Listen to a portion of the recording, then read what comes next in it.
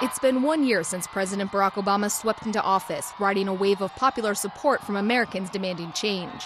But as Obama prepares to deliver his first State of the Union address, much of that support has wavered, and many Americans are now wondering if the change they got was the change they wanted. We have 10% unemployment. When you have that degree of public concern, voters are going to be anxious and angry. With that in mind, White House officials say Wednesday's primetime address will focus heavily on the economy and the president's plan to create jobs.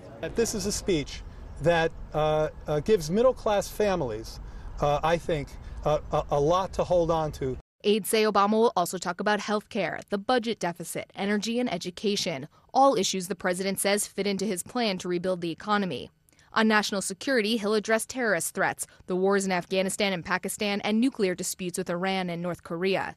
And he'll take on the public's anger with Washington, something that boiled to the surface last week in the Democrats' stunning defeat in the Massachusetts Senate race. I do think the president will talk about, one, how we change the way Washington works, and also talk about the fact that there's no doubt we all have to work together. But Republicans have some other ideas for the president. It's my hope that he deals not in a retooled message, but in a changed direction, and that he advances it with the same kind of enthusiasm and intensity that he attempted to advance his health care plan. The White House says Obama is getting the message. He knows Americans are frustrated, and he'll use the State of the Union to persuade them that he's on their side. But political analyst Darrell West says the president has to match style with substance. The most important thing is he needs to directly say, I understand you're unhappy. I've heard the message. I'm listening to what you're saying.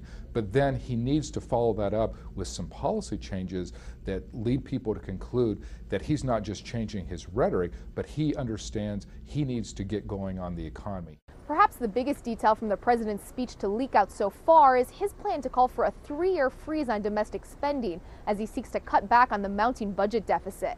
Republicans are hitting hard on this issue, and polls show that voters are increasingly concerned as well. Officials here say the plan shows the president is serious about slashing spending, but as with much of what he's proposed this year, there's already opposition mounting on Capitol Hill. Julie Pace, The Associated Press, the White House.